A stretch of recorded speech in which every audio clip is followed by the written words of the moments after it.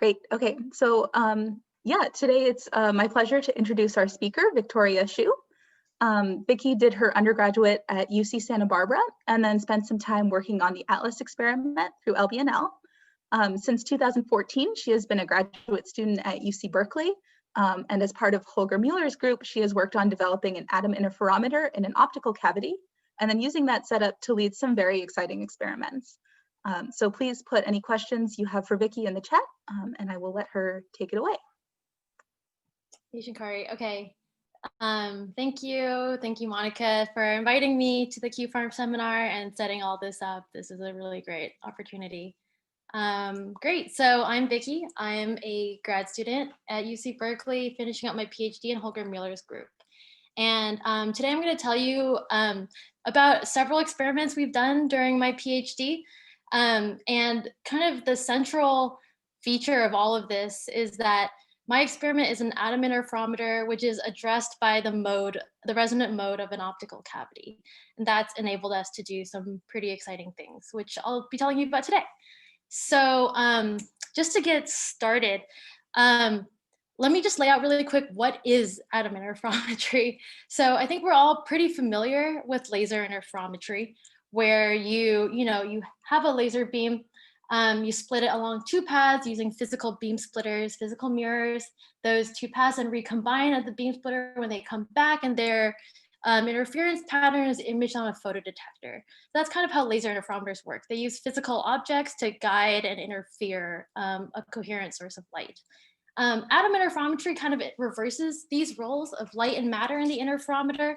So instead of diffracting photon wave packets or light waves, we're diffracting atomic wave packets or matter waves. And to manipulate these atoms, we are using kind of, diffraction grating type things. And let me just say that atom interferometry actually is not so much exactly like a laser interferometer. It's almost more like a white light interferometer, where we think about the photons not as having that really long coherence length of laser light, but rather having kind of a shorter coherence, spatial coherence length, more like white light or single photon interferometry. So by thinking about atom interferometry, of course, matter wave interferometry is a very old concept, starting with like diffracting electrons through material diffraction gratings. Light pulse atom interferometers, and this again is a technology that's been really pioneered at Stanford, which is kind of exciting. And we use stimulated Raman transitions between the hyperfine states of cesium atoms. And we drive this in such a way that it imparts photon momenta to the atoms as they complete a 2-photon transition via an excited state between two ground states to gain or lose 2 photons of momentum. So that's kind of how we diffract our atoms, by coherently manipulating with, atom optics beam splitters or mirrors, which effectively drive a multi-photon atomic transition between momentum states. And we use Raman transitions, which is just to say that these momentum states are also labeled by their hyperfine state as well. And just to give you a sense of what it means by interferometer, because interferometry, you always think about what does an interferometer fringe look like. So the way that we observe fringes is, for example, you can apply a sequence of these Raman diffraction pulses to open, split apart arms and close interferometers and read out phase differences due to energy differences between the two paths. And this is encoded into a real interferometer signal by looking at population oscillations for our Raman interferometer between the populations of the two hyperfine states. So that's how we read out interference fringes, as population oscillations between hyperfine ground states. And for example, we can scan parameters of beam splitter pulses that we've applied to read out these sinusoidal interference fringes of our light pulse atom interferometer. And the reason why this has kind of become a really amazing technology is that by using these stimulated Raman transitions to drive beam splitters and mirrors for the atoms, what we're also doing is having that atom laser interaction imprint a position-dependent phase onto the atomic wave packets. And that's great, because that means that if we do the sequence of atom optics pulses as the atom is falling and changing position, and we compare the phase of the upper and the lower arm, what we see is a position-dependent phase. And as the atom falls due to gravity, we see a half GT squared like term in the total phase shift that we get from the optical beam splitters. And really what's key here to understanding why this is a precision measurement is the scale factor of the laser wave vector. And that's really important because, as you know, the laser wave vector is just 2 pi over the wavelength. And that gives you a phase scale factor on the atomic positions of order 10 to the 7 radians per meter. So this makes for a very, very precise measurement. At least it gives the room for that. And another part, of course, is not just the precision, as in how well can you find these position changes, can you resolve? What's of course also important is that the accuracy of the measurement. And that's something you can get by just precisely measuring the laser wavelength. So this is a really nice way to think about how atoms freely falling, for example, in an atomic fountain like was pioneered at Stanford, how freely falling atoms have position changes due to gravity, and that makes for a really nice gravimeter. Again, because of this huge scale factor from the laser wave number. And so what first set of experiments I'm going to tell you about today are where we've used this sort of atom interferometer as an inertial sensor, not to measure the gravitational acceleration of Earth, but actually to measure the gravitational acceleration and other just sort of inertial force type interactions with a small object that we have in our vacuum chamber. So our vacuum chamber looks like this. I'll just say the cavity is about 40 centimeters long, vertically oriented here. So you can see that this is a couple meters tall, a vacuum chamber on an optical table. And in this kind of central feature, we have this source mass in our vacuum chamber. So it's about 1 inch tall. It's about just under 200 grams heavy. And we can exactly run atom interferometry as a very precise accelerometer. And in particular, we can look at accelerations of atoms near the source mass object. And the way we do that is, again, we kind of just throw atoms up towards the object. The atoms, of course, move according to the local potential energies that they, see in free fall. And we'll do this for one position, which we'll call the near position of the source mass to the atom interferometer. So we're effectively measuring in the red position, how atoms fall near the object. And then what we do is, this is actually a mobile in vacuum object. So we'll pull it away using translation stages a few centimeters to the side. And we'll run the same atom interferometry experiment. And the signal that we're looking at then is the differential acceleration that the atoms see as they are in free fall between a position near and a position far. And that gives us a really nice differential measurement of any interaction sourced by the atom. So if we do this just by itself, you might think that we would measure no differential acceleration, but of course, if you measure precisely enough, as we're able to do, you do measure a real acceleration due to the presence of this, 1 inch object. And that acceleration is from the gravitational pull of its 190 grams of tungsten. So that's roughly, our measurement is consistent with a measurement of the gravitational pull of the object to a couple sigma. And, this is essentially now kind of the smallest mass that's been gravitationally detected with freely falling atoms. So that's kind of an exciting, just, application of atom interferometers, is measuring localized potentials from smaller objects. And this is resolving its gravity, of course, on a background of a much larger gravity from Earth's gravity. We can detect these kind of small sub 10 part per billion fluctuations of gravity correlated with the atom's position. And then, of course, is the question of why do you do this? And one reason that we do this is because this measurement of the cylinder's acceleration being very consistent with the measurement of the cylinder's gravity actually puts pretty strong constraints on some models of screen dark energy, which effectively in this case would produce what looks like an in-vacuum fifth force due to the object. So I won't go that much into it here, except to say that such measurements are useful to informing theories of kind of exotic physics. So now let me move forward and talk about something totally different. Again, our atom interferometer is largely a tool at this point to measure differential accelerations. So here's kind of an interesting thought problem for atomic physicists is what happens if you have a hot object like we see here, and then you put a polarizable atom nearby a hot object. A lot of times, when I ask people about this, what I hear is that maybe kind of the outward flow of blackbody radiation of thermal energy might push the atoms away, right? But the problem with that line of thinking is, of course, that you look at the spectrum of blackbody radiation, and for a pretty large temperature range, it's pretty far. The peak power spectral density of the blackbody radiation is quite far from atomic resonances, which are all largely sub 1 micron for the strong optical transitions. So blackbody radiation we see from the spectrum is pretty far red detuned from atomic transitions. But of course, they don't have to interact only incoherently with the optical field. Atoms can also interact coherently with the optical field via the AC Stark shift. And in a red detuned light field, atoms become high field seeking. And then you ask, like, where is the field the highest? And of course, for a hot object, the field is highest nearest the object. And as the object radiates into a larger sphere, its intensity drops with like 1/r² away from the object. And what this suggests is then that there should be an attractive optical dipole force towards polarizable atoms towards the hot object. And this was first proposed in 2013.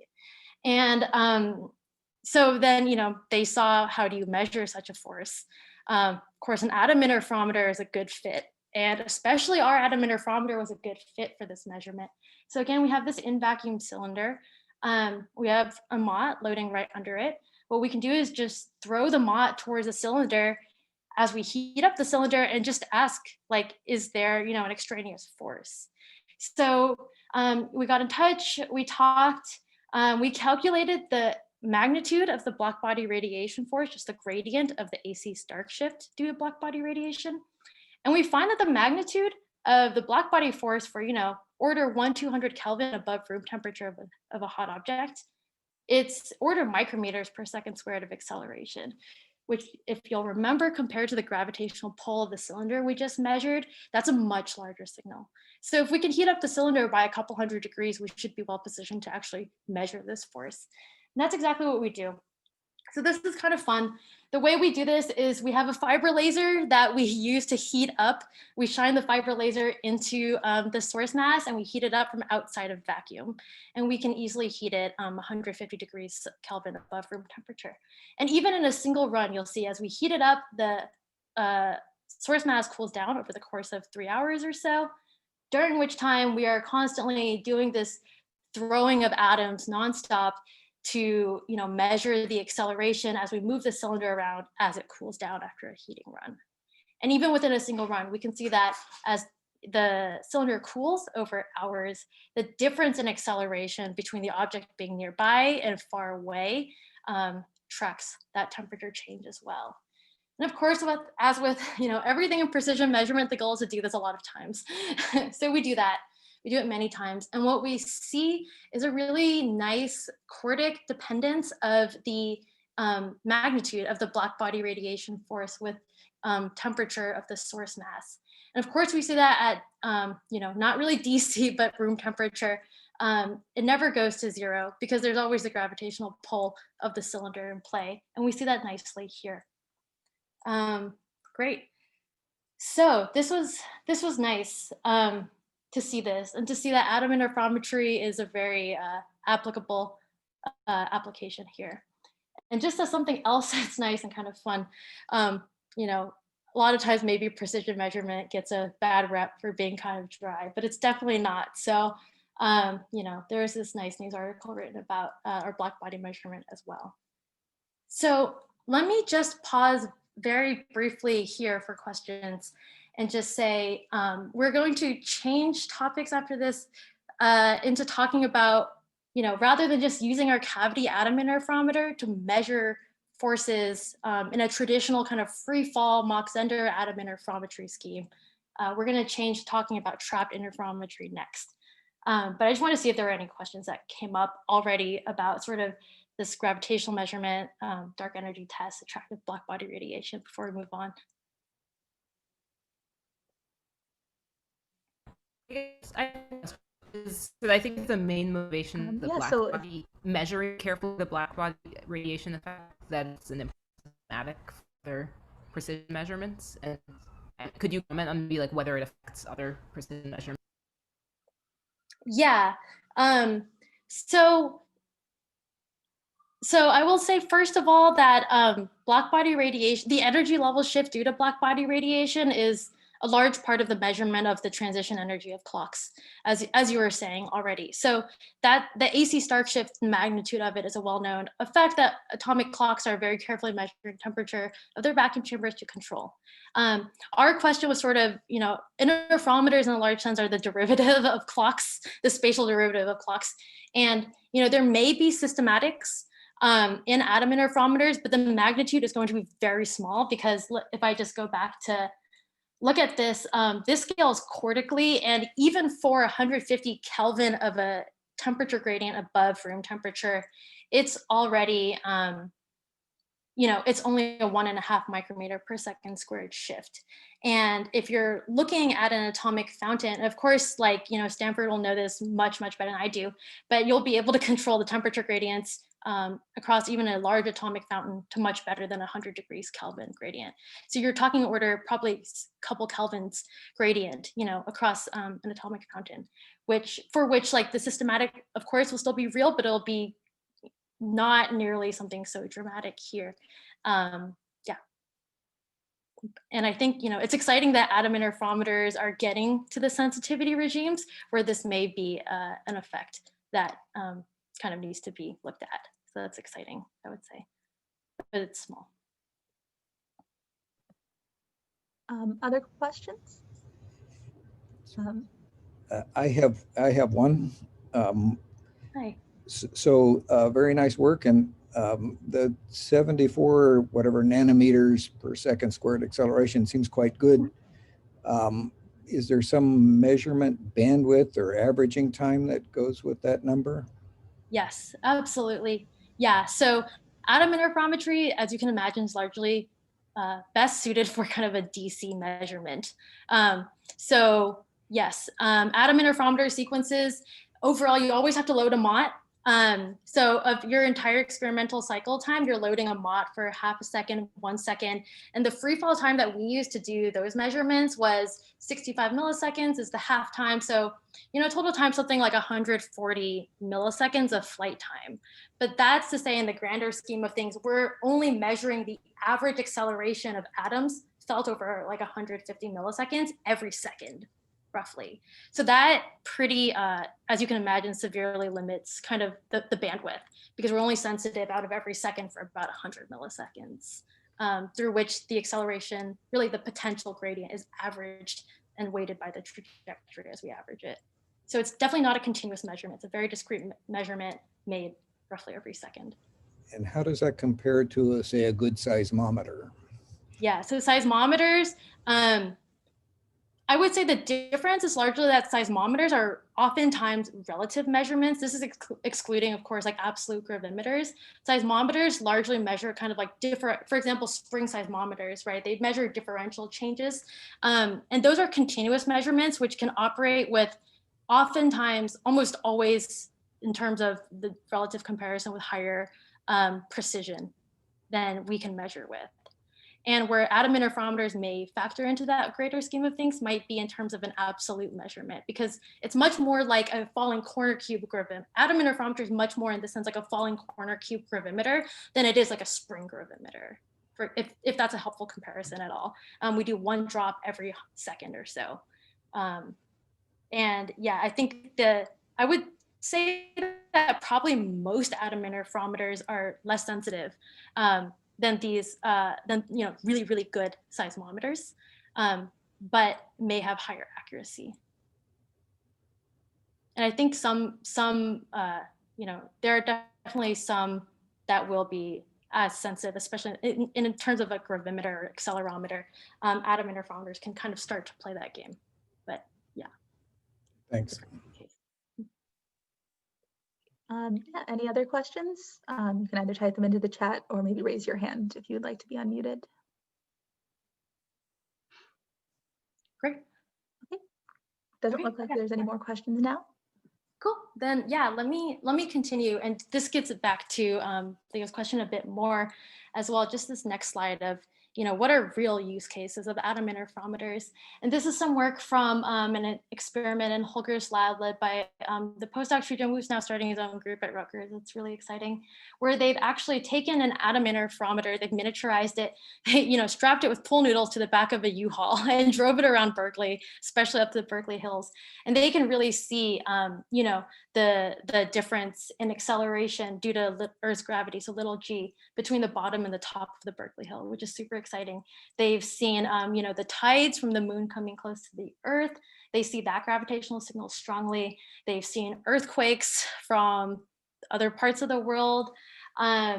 That we detect the seismic signal in Berkeley. And they've also done comparisons with the spring gravimeter as well in this work that they published last year. So if you're interested, there's a lot of nice information there. And this was a really beautiful experiment.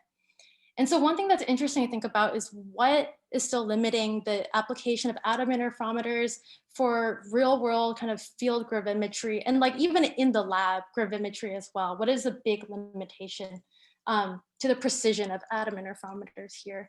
And the answer to that is vibrations. Of course, because we're measuring an inertial signal, we're very sensitive to how we measure that inertial signal, and that includes vibrations, which kind of factor in as follows.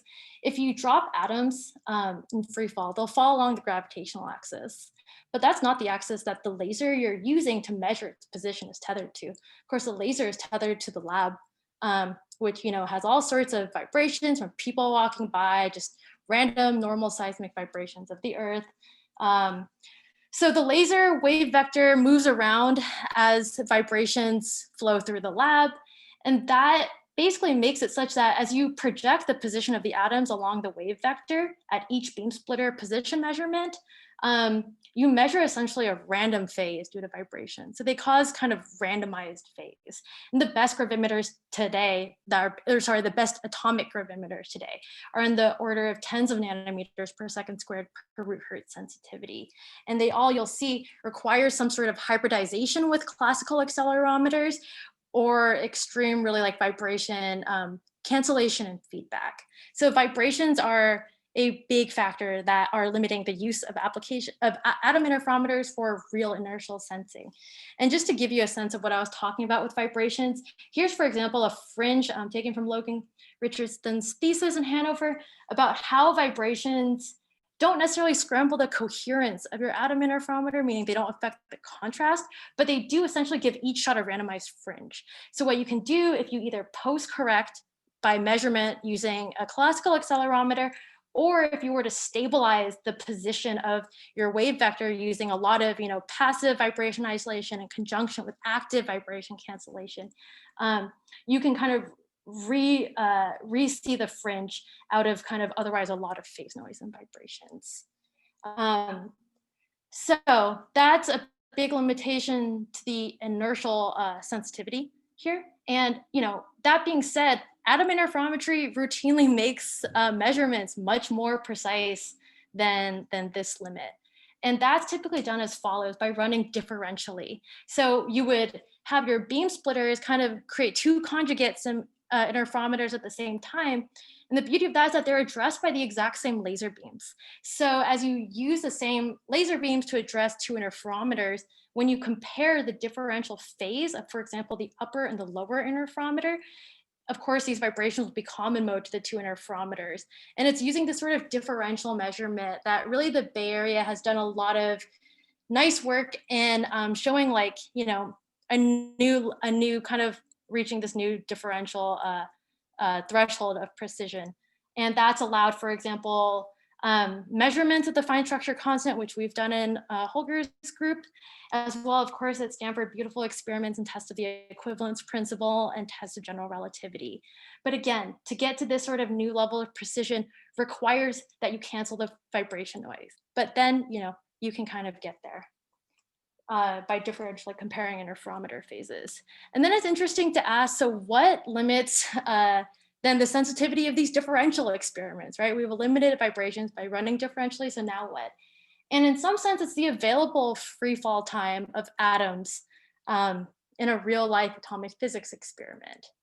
And here's where I would say, maybe on a slightly higher level, it's not only the available free fall time, it's actually the coherence time of a spatially separated superposition state for massive objects. The best way that people sort of have come up with to extend that coherence time is by not touching it, not touching an object, just leaving the interferometer in free space so that you can coherently interrogate it for a long time. That's kind of the best approach that we've had so far, free space. And in terms of if it's really just in free space, then you need, for example, to overcome the limitations of gravity limiting the free space coherence time. So, of course, Stanford has pioneered in Mark's group the building of atomic fountains, which can overcome the limit of available free fall time to get into the seconds time scale, really, for coherently interrogating, a spatially separated superposition state for an object that has mass and falls due to gravity. Experiments in Hanover are also coming online with 10-meter fountains to also extend the coherence of spatially separated superpositions. Another approach to overcoming gravity has been to go into microgravity environments. So for example, people have gone the opposite route of compactifying atom interferometers and putting them into microgravity environments such as zero-G flights. For example, drop towers in Brennan in Germany have been another place. Flying them in sounding rockets as well to kind of go past the Kármán line where you really get into microgravity. And recently, of course, work has been done on getting atom interferometers to a place where people are trying to make BECs on the International Space Station, also targeting, atom interferometry type experiments. But of course, it's always existed as a question, what if we were to trap the atoms, and would it be possible to maintain the coherence of a spatially separated state in a trap? And of course, the problem with a trap is that a trap will not be as homogeneous, of course, as a well-isolated free space environment. But nonetheless, it's been tried. People have taken a 1D retroreflected laser beam and looked at coherence. So this was first done in France, a retroreflected laser beam holding the atom interferometer mid-flight. This was again done out to a coherence time of 1 second in Tino's group in Italy. And what they found is that this requires extreme trap uniformity. Again, trying to get a trap to be as homogeneous as a free space environment might be. And what they were limited by then is the wavefront imperfections of a retroreflected laser beam. And something that's interesting to consider as well is that this same group was able to demonstrate 17 seconds of persistent block oscillations, which are another kind of matter wave interferometry effect in an optical lattice. So they were able to see that. And the difference is that as they separated the partial wave packets by more than kind of the de Broglie wavelength of the atoms, that's to say, as they separated the arms of the interferometer farther and farther to start to get into the regime of what we think of as atom interferometers, they see decoherence very strongly scaling with the spatial separation of arms. And that's what is actually shown in the red, blue, and black lines here, is that this decoherence is spatial and it scales very strongly. The hold times, the coherence falls very quickly with hold time as you are holding larger and larger spatial separated states. And they were actually the ones, of course, science doesn't happen in a vacuum, and they realized by reaching this limitation that if they were to use a resonant cavity to spatially mode filter the trap beam, that might be a really good way to improve the structure of the beam profile and actually, extend the trapped coherence time even longer. And this is where we're very lucky that we're kind of the first atom interferometer to really be developed in an optical cavity. And at the time, it was always great that it was going to be a spatial mode filter, that we were going to have a well-defined trap geometry that's measurable via measuring, the cavity spectrum and the transmission. And of course, the resonant power enhancement is really useful as well, because these atom optics often require, driving multi-photon atomic transitions. The more photons of a transition you're trying to drive, the more optical power you generally need. So we thought that, that was going to be a really big help. And actually, its ability to spatially mode filter the laser beam has turned out to be one of the biggest factors for us. Just to say, our cavity is a near planar geometry, so it has pretty low beam divergence. It actually diverges by about 14 microns over the 40 centimeter cavity length. It has a finesse of only about 130. It has a line width of about 3 megahertz. And just to put this in context, like why don't people normally build atom interferometers in cavities? Is because people normally want interferometry beams much, much larger than the atomic cloud, whereas we have one comparable to or even smaller than the cloud usually.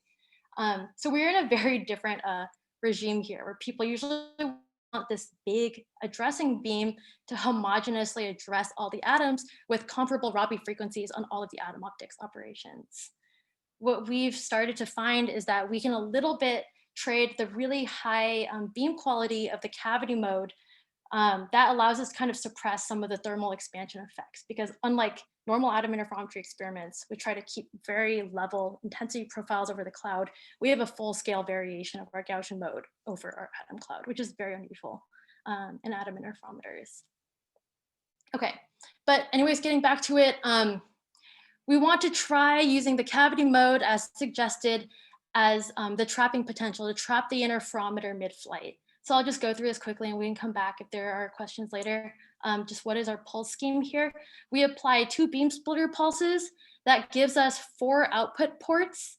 Each output port of these first 2 beam splitters, you'll see that there are 2 pairs here in blue and then another 2 in faded red. Those are all the same momentum. So whether they received the photon kick or didn't receive the photon kick, but given the separation time of the beam splitters, it determines what is the wave packet separation of these partial wave packets. So there are 4 output ports. Each pair has the same momentum. That means that our optical lattice can load one set of these arms, because the arms that have the same momentum come to rest at the same time at their apex. And that's the time during which we'll turn on the lattice trap. So we'll hold it, allow the atoms to kind of freely evolve during the whole time. On the way down, we'll again apply another pair of beam splitters to recombine the arms towards one another, and then finally interfere the arms when they spatially overlap. And again, these 4 beam splitter pulses add a natural phase due to interactions with the beam splitters. And that's just related to the total free fall time of atoms in the interferometer. So you'll see that there's this T squared term. The phase goes as T squared while the atoms spatially separate from one another. There's this part right between the beam splitters and the lattice loading where the atoms are co-propagating as they come to rest at their apex. So that total free fall time is here, the T squared term from when they separate, and the co-propagating time when they travel equal velocity as linear scaling.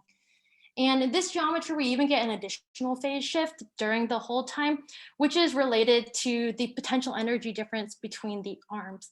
That creates a phase shift in free evolution. And because we have a vertically oriented cavity, this is dominated by the gravitational potential energy difference between the 2 arms, MGH. So we have another free evolution phase related to the gravitational potential energy difference. And as we hold for much, much, much longer times than the beam splitters are separated by, this gravitational potential phase actually becomes a dominant term in our interferometer phase. So again, we're effectively sending these 2 partial wave packets of our atoms along the 2 arms of our interferometer. And when we bring them back for interference as follows, and they overlap, we can, for example, vary just anything about the interferometer that varies its phase. Here we vary the hold time of atoms, which changes the amount of total differential free evolution phase they accumulate due to the gravitational potential energy difference. So we see that for 9 lattice site splittings, that's roughly a splitting of 3.9 micrometers of the arms in the lattice. We can step the hold time and see a phase related to effectively the block frequency, meaning MGH over H bar, that separates the energy, that's the gravitational potential energy difference per lattice site. So that scales very well. If we were to interfere arms separated by exactly 1 lattice site, we would of course see a fringe just exactly at the block frequency. And of course, the goal here was always to see whether the cavity mode could really extend the coherence of an atom interferometer. And so, of course, when we started, the answer was no, because technical issues. So starting, with a 200 millisecond hold, which is not something that hasn't been done before, we were able to, after a few months, work up to a 1 second hold time, which is starting to get into the regions of long time scales. Several more months of work, finding a lot more problems, we were able to get out to 5 seconds. Then we were able to get out to 10 seconds of coherence time, 15 and 20 just kind of roll right into there. So after 20 seconds, the atoms have gone through about 28,000 block oscillations in the lattice. And a free evolution phase due to the gravitational potential energy difference across 4 microns accumulates to about 1.5 megaradians of phase. And just to say, this is, as far as we've been able to find so far, the longest spatially separated quantum superposition state for a massive object that's been demonstrated already. And this is a place where I think Stanford and Berkeley have a beautiful synergy where, they're always kind of doing the same thing, but a different direction. So in terms of testing like macroscopic extensions of quantum mechanics, Stanford, of course, has greatly tested that in terms of spatially separated states, separating up to, a half-meter superposition state. And Berkeley is kind of taking the approach of going the long route, slow route, and demonstrating the longest lived state in this sense. So where we're going to go now is just talk about a couple of features that I want to note here. First, I want to note that here we're using this 3.9 micrometer spatial separation corresponding to 9 lattice sites. And 9 is an integer number of lattice sites, of course. So we're going to talk about different lattice loading conditions and how the phase responds to different lattice loading conditions. And another thing I want to point out is that you'll see from this fringe here that even at 20 seconds, where we have about 1.5 megaradians of interferometer phase, it's very stable. But the question is, of course, how do you have a gravitationally sensitive fringe that seems to be less sensitive to vibrations? Because those shouldn't be any different at all. So how can we see phase stability on a megaradian of phase with actually here we had no active vibration isolation, just the passive one from the optical tables. So how do we see that? And we'll come to see that's because this geometry is actually a nice averaging of accelerations and vibrations during that time. So first, just starting with this integer loading, we can, again, load integer separations of 9.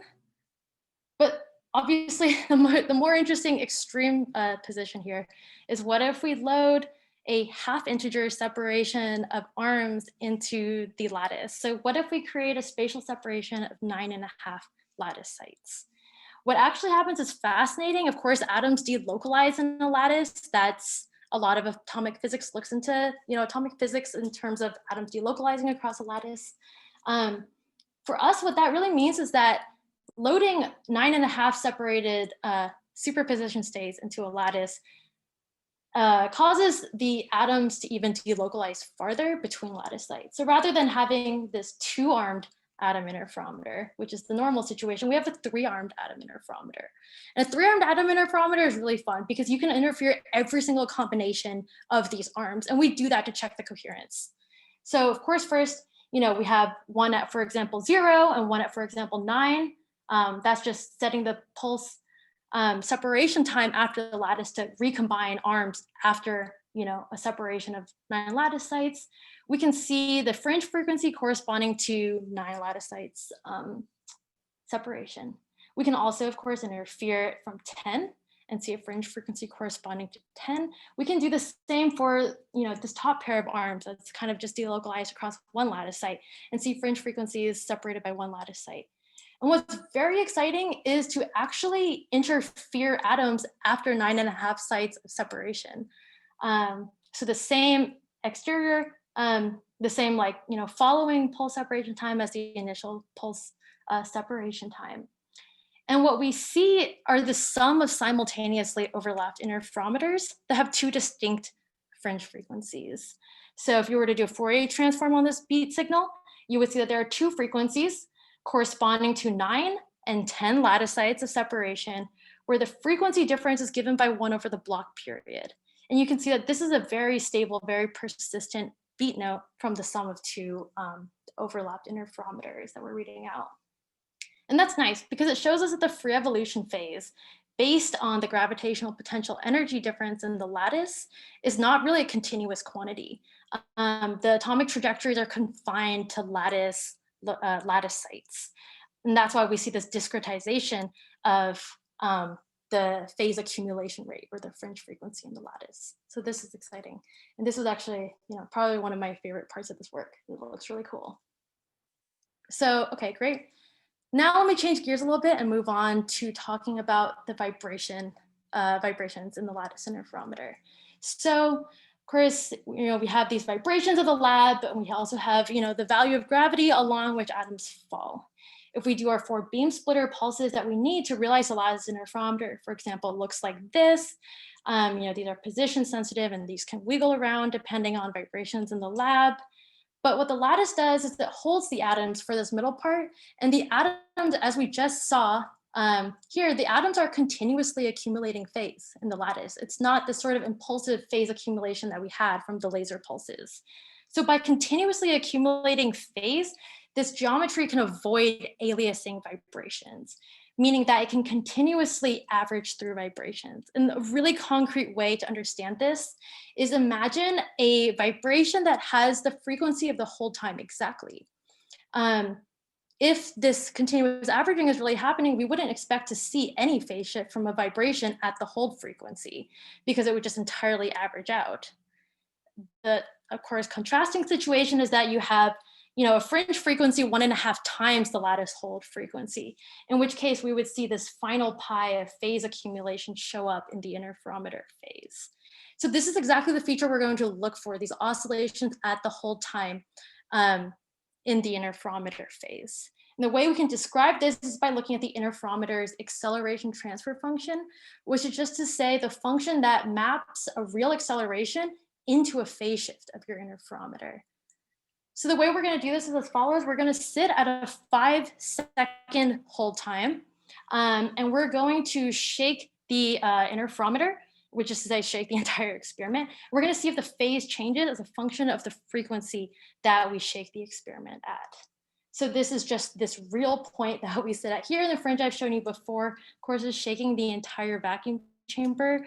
And we see a really beautiful match of the oscillations of the transfer function at the inverse of the hold time, which is say at 200 millihertz, we see that there is not much additional noise phase added by shaking the chamber at 0.2 hertz. And we choose this long hold time actually because the longer you can make this hold time, the lower you can push this first kind of 3 dB point of your low pass filter that the cavity holding and averaging adds. And that's very nice. It allows us to measure this mechanical transfer function of the interferometer phase without exciting too many resonances of our stainless steel vacuum chamber. So this is really nice to see. And just to say, by comparison, we see vibration suppression because this transfer function is a very well understood thing in atom interferometry. It's especially well understood for the case of atomic gravimeters, that's to say Mach-Zehnder atom interferometers. So we can just plot what is an equivalently DC sensitive Mach-Zehnder atom interferometer and see that our measurements match our expectations of the lattice transfer function.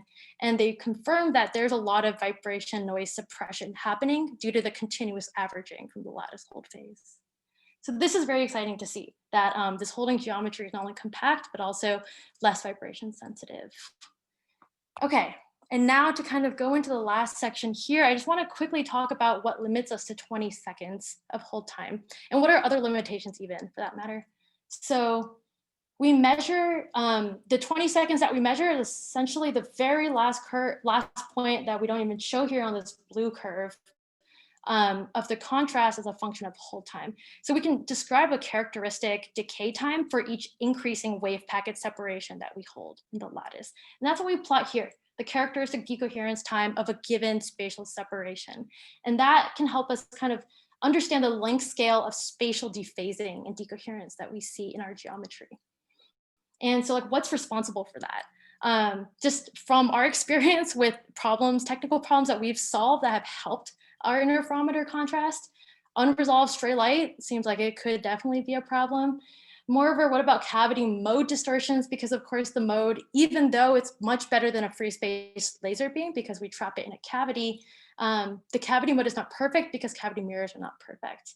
And what about even kind of the ultimate combination of these two things, which is scattering off the cavity mirrors themselves? So let me just show a couple examples of this, things that we did not necessarily think of.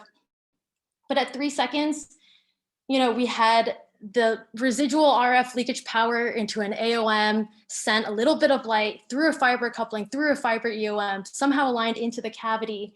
And just that residual thinking that an AOM was off when it wasn't, was enough to almost entirely decohere a 3-second interferometer with a 7 micrometer spatial separation. Or for example, the beat note between the 780 nanometer light that we used to stabilize the cavity length and the lattice laser wavelength. So you'll see that we only measure the spatial, like a spatially separated states in terms of 9 integer multiples of 9 lattice sites. And that's because that corresponds to the wavelength ratio between the lattice laser and the locking laser of the cavity. And we said this is not necessarily a source of, it's almost really a source of dephasing, but as long as you're well matched within that beat note, like the parameters we plotted here, you can kind of suppress the effect of the beating light fields in the cavity. Another thing is setting up a test cavity. We've looked and seen deviations from an ideal 2D Gaussian on the intensity of a test cavity, just to understand like what are the levels of deviation of a cavity mode. Across a 700-ish micron waist, we see that there are percent level fluctuations of the cavity mode. The ultimate combination of those two is what if there is scattering off the cavity mirrors. So looking from an extreme side angle, we can image the upper cavity mirror. And you can see, of course, if it was a perfect mirror, you would not see any light here. There would not be any light being scattered off the cavity mode, but there is. You can scan through all the different transverse modes of your optical cavity and image directly the cavity mode on the mirrors. And this is the sort of thing we've started to do. And you can see, for example, if there's dust, you'll definitely see that light up as the cavity mode becomes resonant and that power enhancement kicks in. And so the natural next step, our postdoc Chris Panda and grad student James are kind of leading the charge now in upgrading to higher quality cavity mirrors to resolve this problem, to get to longer coherence times, but also more importantly, the ability to hold larger spatial separations. So right now I've showed you 20 seconds, that's only a 4 micron separation.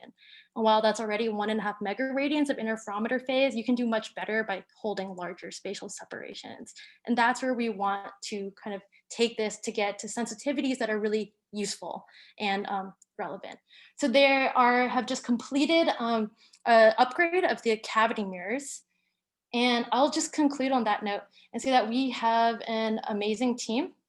Everyone in the Mueller group has contributed a lot to this experiment, which is great. And especially our team here, Chris Panda, Matt Jaffe, James Egelhoff, our new grad student, undergrad Miguel, and of course, Logan Clark, who we borrowed from Chicago for a few months, and a master's student, Sophia, especially, have worked on this.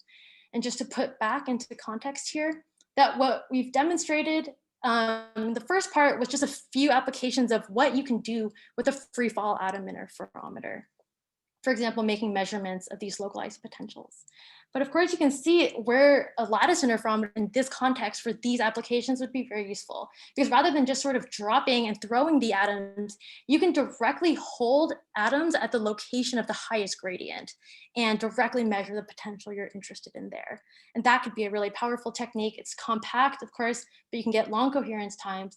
It has vibration suppression.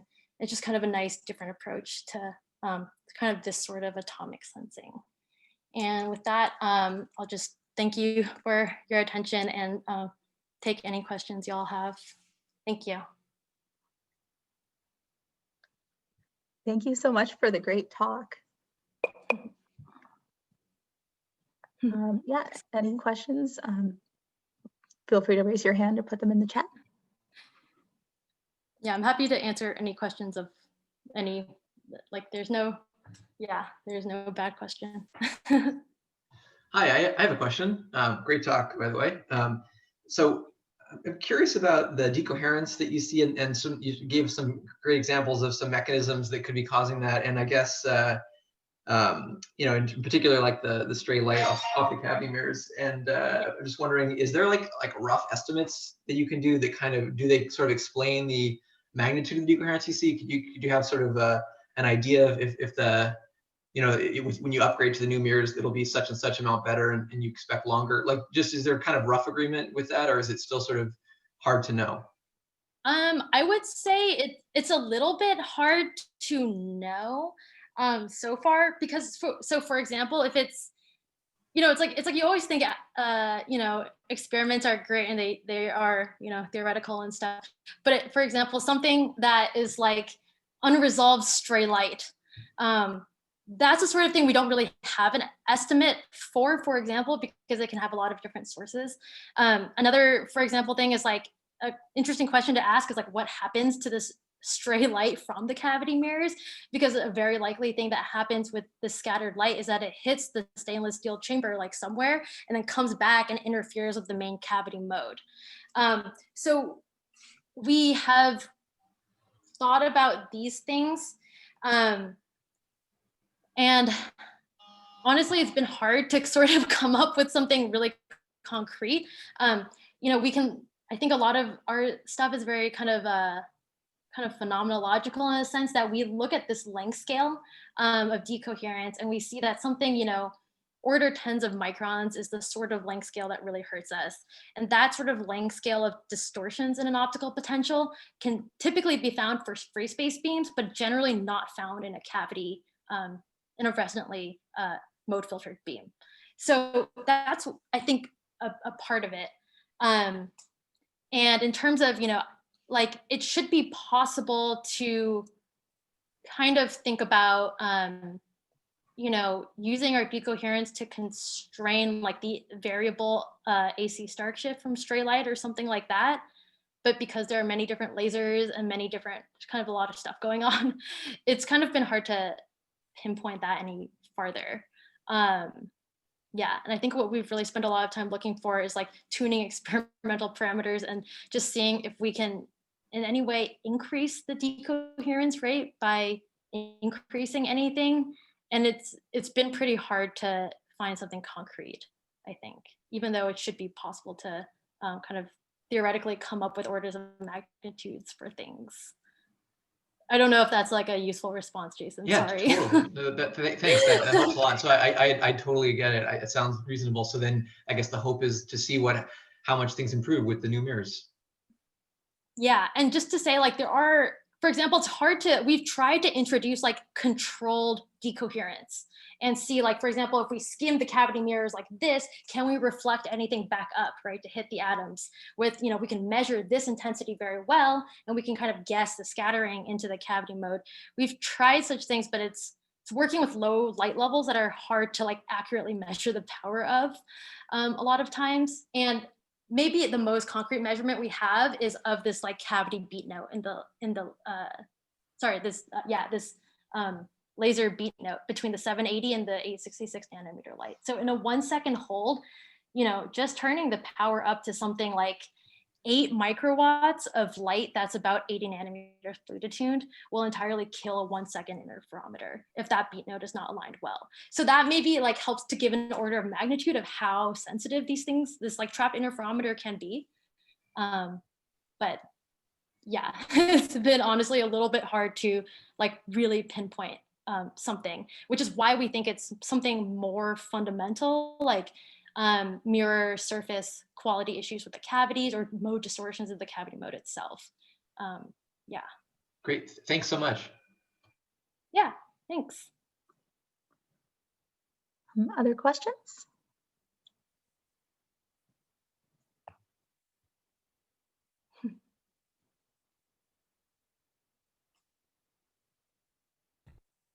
I guess maybe 2 questions about the Yeah.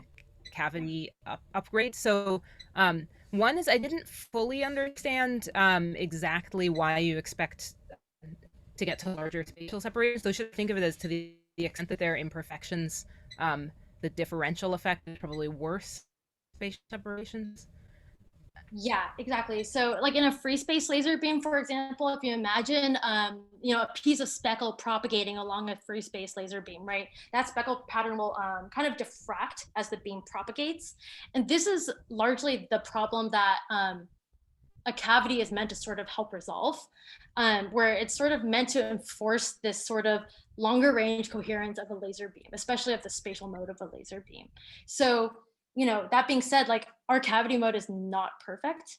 And that could be due to kind of a lot of things, but like, for example, like coating losses, or like if the mode hits the cavity in a region where the coating has a piece of dust, or, different types of things, that will fundamentally distort how the transverse mode looks when the cavity is aligned at that spot. So you can even scan the mode, like translate the cavity mode around the mirrors and see this pattern change as well. Especially if you have, really random stuff in your cavity mirrors, you can see that very well.